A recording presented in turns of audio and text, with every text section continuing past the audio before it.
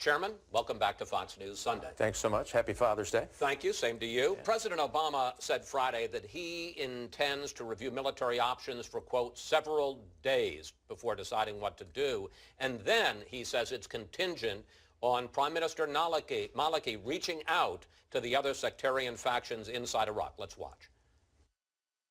The United States is not simply going to involve itself in a military action in the absence of a political plan by the Iraqis that gives us some assurance that they're prepared to work together. With ISIS moving so fast, do we have several days for him to review options? And he said basically it was contingent on Maliki reaching out. If Maliki does not reach out to the Kurds and to the Sunnis and decides to stick with the Shia base, what does the U.S. do then? Well, again, leadership is important. Absence of leadership and decisiveness is important in this. It's too late to have long political reconciliation meetings that will last weeks or months to try to get through even the finest points of difference. You have an al-Qaeda army on the move. This isn't just Sunnis versus Shias. This is an al-Qaeda-minded group that is using all of the tactics of brutality to subdue Mosul and Tikrit and other places. This is as dangerous as it gets. Why? We have thousands of Westerners and Americans in both eastern Syria and Iraq who have Western passports. This is like you're talking about these are members of ISIS. Well, they're showing up to fight extremists, and so some are to fight with the extremists. Exactly. Yeah. They're fighting with al-Nusra in Syria or ISIS, and they will go with winners. And so this is what's so dangerous. At some point, even ISIS was saying, and this has got into the dispute with al-Qaeda leadership, we want to do external operations. And by the way, we know we have these Westerners who have come to jihadist Disneyland in eastern Syria that we can further radicalize, train, and send back to Europe and send back to the United States. And that's significant, Chris, because we've had our first American used in a suicide bombing in Syria. So let's break this down because it is complicated, yeah. Chairman. What are you saying that the U.S. should do? Well, two things. One, we need to re-engage our Arab League partners. They have been forgotten in what is really lack of decision. And by the way, without those decisions, you enable the ecosystem of terrorism to live in well. But so in a military sense, yes, we've got the aircraft carrier Bush. Should the president get involved? Should we launch military strikes against ISIS? We need to do something to stop their momentum. I think you can do it two ways. One, with our Arab League partners. They have been willing for almost 3 years to get engaged in a more robust way, but they need certain things the U.S. can bring to the table. Command and control, intelligence packages, and more accurate targeting. That all is somewhat missing in this equation. So now you have an al-Qaeda army that, by the way, we believe now has 2 helicopters, which means they can move al-Qaeda army folks around the battlefield. We've never seen this before. So yes, we have to engage with our Arab League partners. I would do a two-front strategy as far as making sure we do disruption activities in Syria with al-Qaeda elements in eastern Syria as well as in Iraq. President Obama says that the danger is if we get involved, if we go back into Iraq, and clearly he doesn't want to do so, and you've got this sectarian split, if there has been no political reconciliation, then all we're doing is taking on one side in a civil war. This is al-Qaeda. Again, this whole notion that Sunni versus Shia is wrong. Not every Sunni has joined al-Qaeda.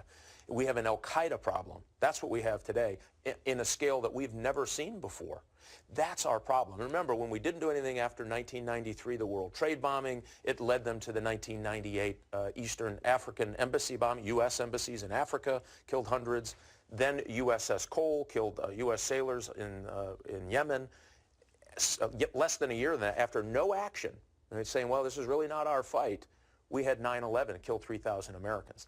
This is an al-Qaeda-inspired group that certainly has al-Qaeda ties, that now has the capability to tap people with Western passports to send them back to Europe and the United States for terrorist activity. That's a problem for us. You have talked a little bit about the Arab League and that the U.S. could be on the sidelines. Forgive me, leading from behind, if you will. Should the U.S. be directly involved? Should we be sending Tomahawk cruise missiles, jet fighters off our assets in the Persian Gulf? Well, if we learn anything, you can't fire missiles and then turn around and come home. it has to be a coordinated effort. That's why you have to have the Arab League with you. They have the capability in special forces and other things to impact certain parts of the battlefield. We should use that. We should help them do that. And that does not mean U.S. troops on the ground.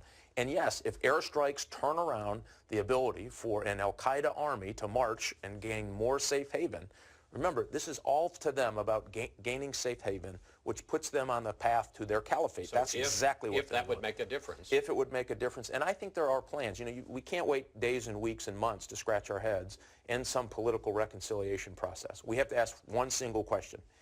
Is al-Qaeda holding land the size of Indiana a problem for the United States? Well, it certainly was when they were in Afghanistan and had time to plan the 9/11 event. And I guarantee you this is a problem that we will have to face. And we're either going to face it in New York City or we're going to face it here. Now, again, doesn't mean troops, doesn't mean the same kind of fight. It does mean that you have to have a coordinated effort, but it has to be disruptive through tempo, meaning you can't fire and release. You have to fire and continue the pressure so that you can dismantle and empower other Arab militaries to be successful. So when the president talks, as he did, and you heard the clip, and he talked about it a lot on Friday about all of this being contingent on political reconciliation inside Iraq, is that a condition or is that an excuse not to act? Well, it certainly appears to be an excuse. There's no way you're going to get reconciliation. The reason that Maliki is doing what he's doing is once the U.S. pulled out, he realized he didn't have many friends in the neighborhood, and he tried to consolidate his power with the Shias. Now, that was a mistake. We could debate that for years to come if that was a mistake. I do think it was a serious mistake, but we helped condition his behavior. Right now, the threat is to the United States and to our European allies and a rising al-Qaeda army. These are not monkey bar terrorists out in the desert somewhere planning some very low-level attack.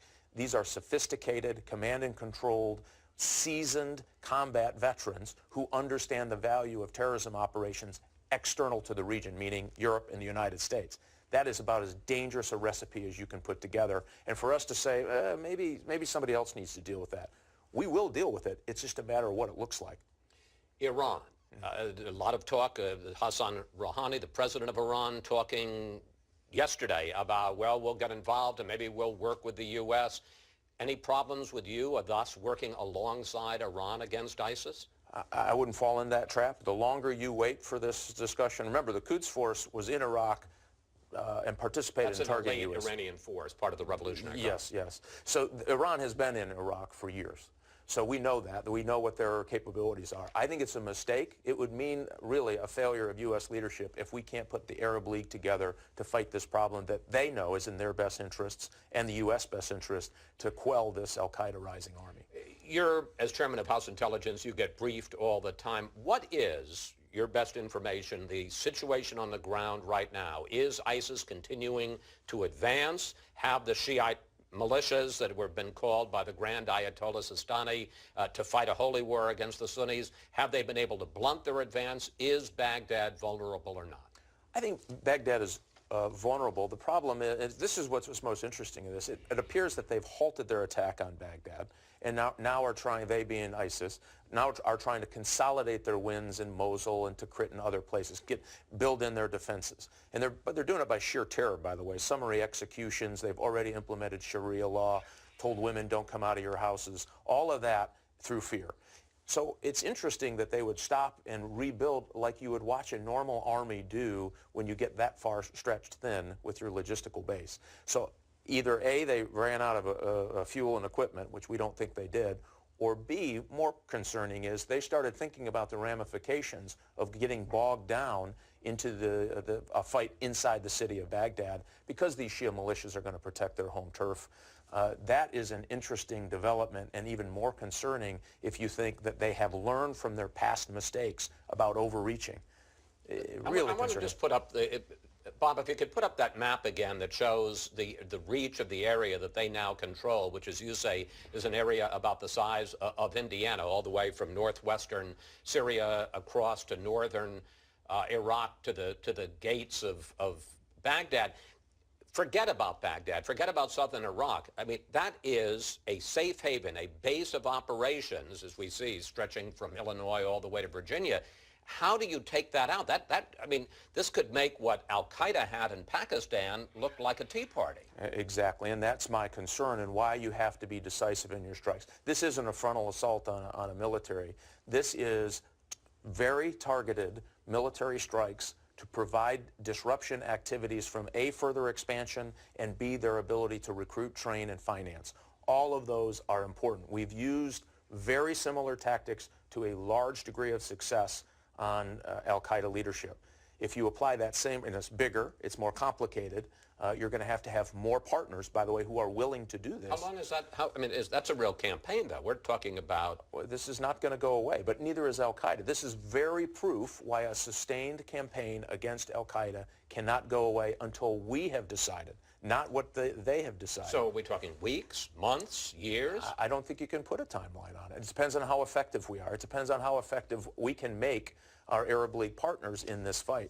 But here's the other challenge. Now, we neglected Syria for 3 years and said, not our fight, don't worry about it. We watched pooling of Al-Qaeda in a way we've never seen before. Indecision caused this now ability for them to get healed, to get financed, to get trained, and launch this military strike, certainly appears to be a military strike, into Iraq. It puts a whole different discussion on what we're going to do in Syria as well, and just arming moderates at this point is 3 years ago. We're going to have a refocused strategy on how we deal with those rising extremists in eastern Syria, which means what do you do with Assad? Tough question. And then what we do to disrupt their activities in Iraq. We have to do this or we're going to pay a horrible price for it. And so are our European allies. Chairman Rogers, thank you. Yeah. Thanks for coming in today. Thanks. President Obama promises he won't send U.S. ground forces back into Iraq, but